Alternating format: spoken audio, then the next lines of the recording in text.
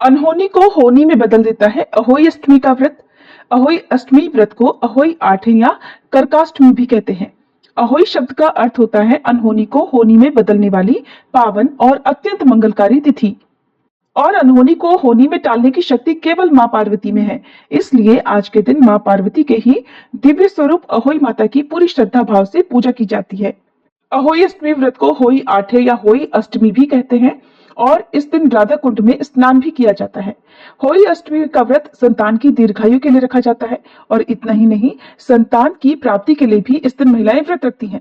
कहते हैं कि जिन महिलाओं की संतान दीर्घायु नहीं हो रही हो या फिर गर्भ में ही मृत्यु हो रही हो यानी मिस कैरेज बार बार होता हो, उन महिलाओं के लिए भी अहोई अष्टमी का व्रत बहुत ही शुभ माना जाता है।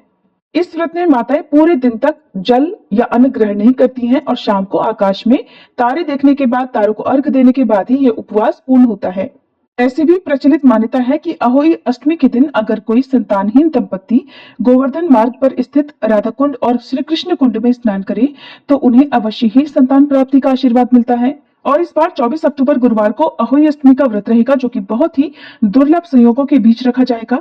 इस दिन पूजा का शुभ मुहूर्त शाम को 5:50 से 7:06 तक रहेगा। तारों को अर्घ देने का समय रहेगा शाम 6:06 पर। व्रत खोलने का समय रहेगा शाम 6:06 से 7:15 के बीच में। इस बार अहोई अष्टमी के दिन गुरु पुष्य नक्षत्र का शुभ संयोग बन रहा है। सर्वार्थ सिद्धि योग भी इस दिन रहने वाला है। तो बहुत ही शुभ संयोग बन रहे हैं जो कि कई सालों बाद पड़ रहे हैं। ऐसे में यदि संतान से जुड़ी कोई भी मनोकामना आपकी हो, चाहे संतान प्राप्ति के लिए हो, संतान के सुखद भविष्य की कामना के लिए हो, संतान की नौकरी तरक्की आदि से संबंधित हो, तो उसकी कामना के लिए, उसकी पूर्ति के लिए आप अहोई माता से इस दिन सच्चे मन से प्रार्थना करें, आपकी मनोकामना अवश्य पूर्ण होगी। अहोई अष्टमी का ये पर्व करवा चौथ के ठीक 4 दिन बाद पड़ता है, यानी कार्तिक कृष्ण पक्ष की अष्टमी तिथि के दिन। और इस दिन चांदी की अहोई बनाकर उनकी पूजा की जाती है। घर को गोबर से लीपने और कलश स्थापना करने की भी मान्यता है। अहोई माता का चित्र गेरू से बनाया जाता है, जिसके लिए अहोई माता का प्रतीक की एक पुतली बनाई जाती है और उनके चारों तरफ उनकी 8 संतानों की आकृतियां बनाई जाती हैं। इसी पुतली के पास अपनी संतानों को बिठाकर अहोई अष्टमी व्रत की कथा कही जाती है या सुनी जाती है। आपको मार्केट में भी अहोई माता का कैलेंडर या तस्वीर मिल जाएगी। आप चाहे तो मार्केट से लाकर भी पूजा कर सकती हैं। इस दिन व्रत रखने वाली महिलाओं को सुबह ब्रह्म मुहूर्त में गंगाजल मिलाकर पानी से स्नान करना चाहिए। अगर संभव हो तो आसपास किसी नदी, सरोवर या कुंड में स्नान करना चाहिए।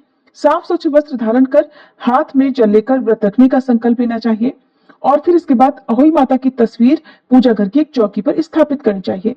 किसी भी व्रत में गणेश भगवान का पूजन सबसे पहले होता है, तो गणेश भगवान की पूजा करने के बाद ही आप अहोई माता की पूजा करें।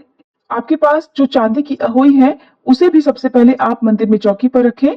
कुछ जगह पर करवा चौथ के व्रत के दिन जिस करवे में जल भर कर रखा गया था, उसे अहोई अष्टमी के दिन पूजा करने के बाद विसर्जित किया जाता है। तो उस करवे को आप जल सहित चौकी पर स्थापित करें।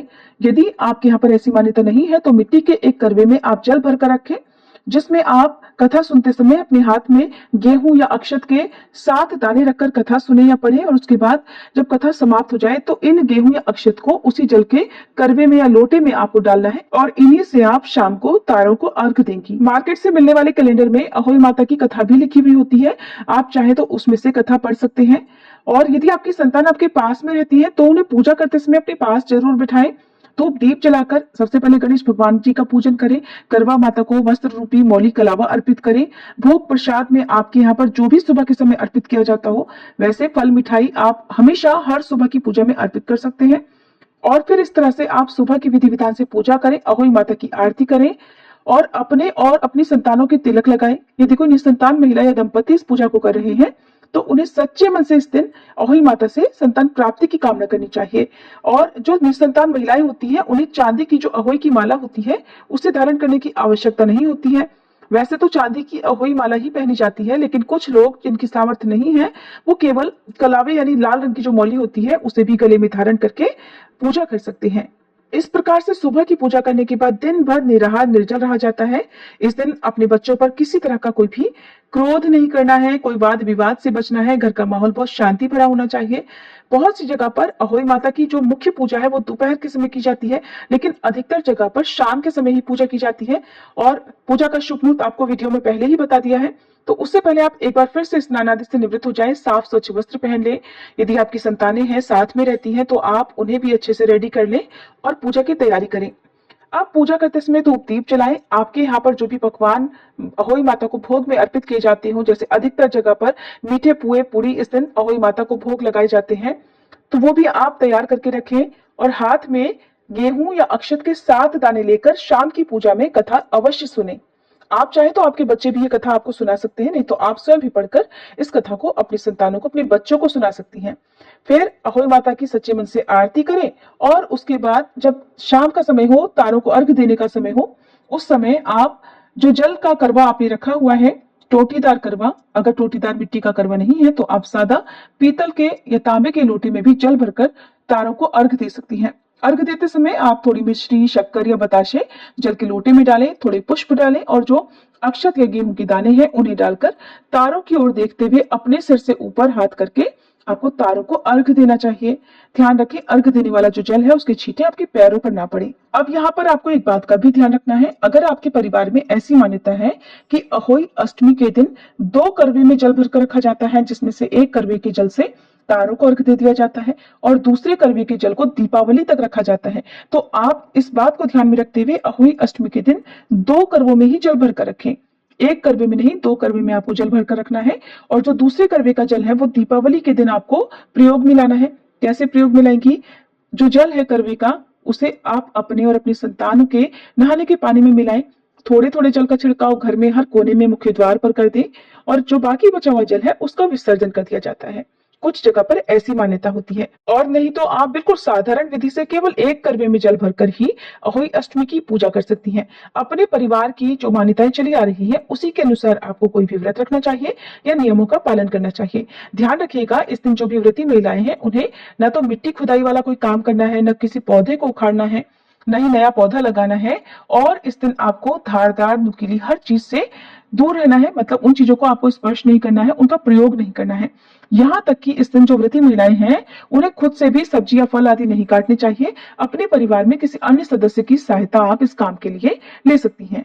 और जो चांदी की अहोई की माला आपने पहनी हुई है उसे दीपावली के दिन ही सुबह पूजा करने के बाद उतारा जाता है। और करवा चौथ के व्रत में जिस तरह से अपनी सासू माँ को बायना दिया जाता है, उसी तरह से अहोई अष्टमी के व्रत में भी सासू माँ को, यदि सुहागिन नहीं भी हैं तब भी उन्हें बायना दिया जाता है। नहीं तो परिवार में अपने से बड़ी किसी भी महिला को आप अहोई अष्टमी का बायना दे सकती हैं, जिसमें वस्त्र, फल, मिठाई, कुछ दक्षिणा आदि रखकर आप उन्हें भेंट स्वरूप दे सकती हैं। उनके पैर छूकर उनका आशीर्वाद जरूर लीजिएगा। और बच्चों को भी चाहिए कि अहोई अष्टमी के दिन अपने माता पिता के पैर छूकर उनका आशीर्वाद प्राप्त करें, अहोई माता का आशीर्वाद प्राप्त करें।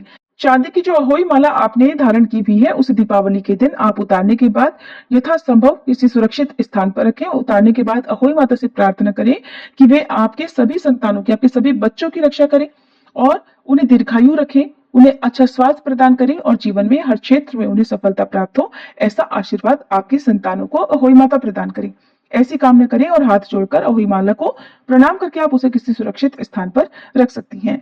अहोई की माला में जो चांदी के मोती पिरोए जाते हैं ना, वो इस तरह से पिरोए जाते हैं कि आपके जितने भी बच्चे हैं, जितनी संतानें हैं, वैसे तो जिनके बेटे होते हैं केवल वही अहोई अष्टमी का व्रत रखती हैं, वही माताएं व्रत रखती हैं और उतनी संख्या में ही चांदी के मोती माला में पिरोती हैं। तो यदि आपके 2 बेटे हैं तो हर बेटे के नाम से एक एक माला का मोती आपको पिरोना है, यानी मार्केट से खरीद कर लाना है चांदी का मोती और उस माला में पिरो देना है। इस तरह से वो माला जो है वो बड़ी होती जाएगी। हर साल आपको इस तरह से व्रत रखना होता है। वैसे बहुत से लोग अब बेटियों के लिए भी अहोई अष्टमी का व्रत रखने लगे हैं। तो जितने आपके बच्चे हैं, चाहे वो 1 हो, 2, 3, 4, जितने भी हो, आप उतनी संख्या में मोती खरीद कर लाएं और उन्हें माला में पिरो दें। ऐसा करना वैसे बहुत ज्यादा जरूरी तो नहीं है, लेकिन ऐसा करना एक नियम, एक परंपरा माना जाता है। जिनकी सामर्थ्य हर साल नया मोती खरीदने की ना हो, वो केवल एक एक मोती से भी पूजा कर सकते हैं।